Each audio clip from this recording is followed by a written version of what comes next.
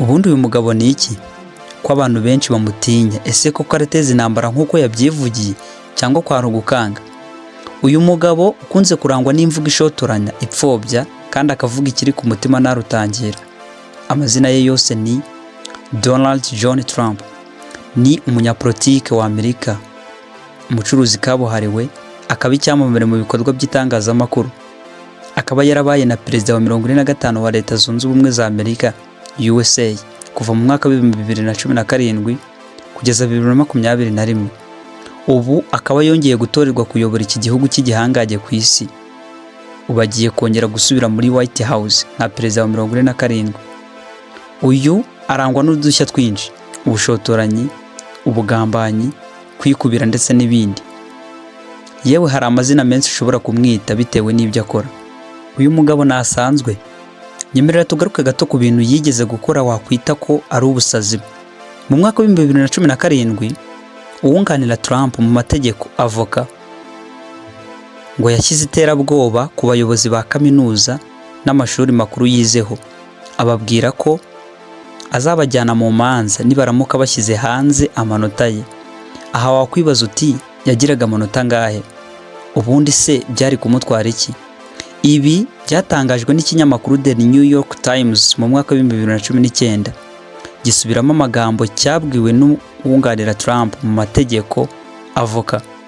Uyu munyamategeko yemeza ko ibyo yabisabwe na Trump we ubwe kugira ngo bitazamwangiriza isura kuko yari atangiye kwinjira muri politiki. Uyu Trump akiri mu mashuri makuru yasubitse amasomo inshuro enye mu gihe cy'intambara ya Vietnam mu mwaka wa 1966. Ibizamini byo kwa muganga byagaragaje ko afite ubuzima buzira umuze bumwemerera kujya mu mirimo ya gisirikare. Hanyuma mu 1968 abayobozi bemeza ko yujuje ibisabwa kugira ngo ajye ku rugamba hamwe n'abandi muri Vietnam. Reka twigarukire ku buzima, imibereho bya Perezida Donald Trump. Uyu Trump yemeza ko atigeze asoma ku nzoga zisembuye na rimwe kuva yabaho mu buzima bwe bwose, habe no kunywa itabi cyangwa gukoresha ibindi biyobyabwenge ibyo ari byo byose. Ibi ndetse biri mu bucukumbuzi bwakozwe n'ikinyamakuru The Washington Post ku tariki ya 5 Gashyantare mu mwaka wa 2021. Ibi byose bikamugira umutsinzi ndetse no kuba gifite imbaraga zo kuyobora igihugu cy'igihangaje nka Amerika. Trump kandi avuga ko ninjoro aryama igihe cy'amasaha 4 kugeza kuri 5.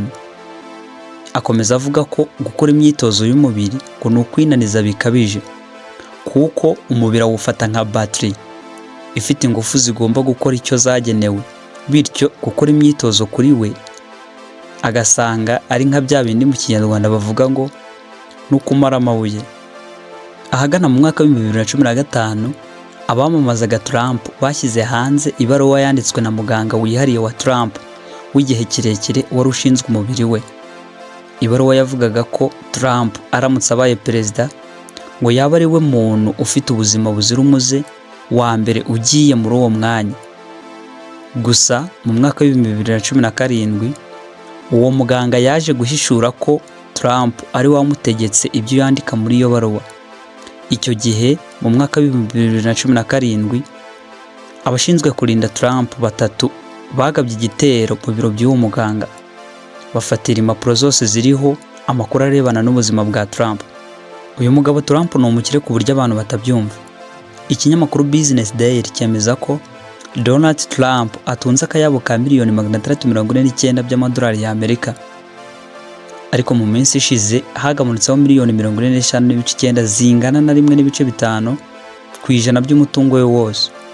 Hagati aho ariko ikinyamakuru gikorera muri Amerika cyandika amakuru ku bikorwa by'ubucuruzi, amasoko y'imigabane, kivuga ko kuzamuka kw'imari ya Trump muri uyu mwaka kugeza ubu bihagaze neza. Imitungo nyamukuru ya Donald Trump w'imyaka 28 iri mu kigo yise DGT, Donald John Trump USA Equity. Ubutunzi bwe bushingiye ahanini ku butaka bukoreshwa mu mishinga itandukanye irimo amacumbi, inganda n'ubucuruzi, kandi n'umutungo kamere uri mu butaka bwe ukaba mu mitungo ye bwite. Uyu Trump abarirwa mu baherwe b'igihugu bakomeye kandi bafatiye runini urwego rw'ubukungu rwa Amerika USA.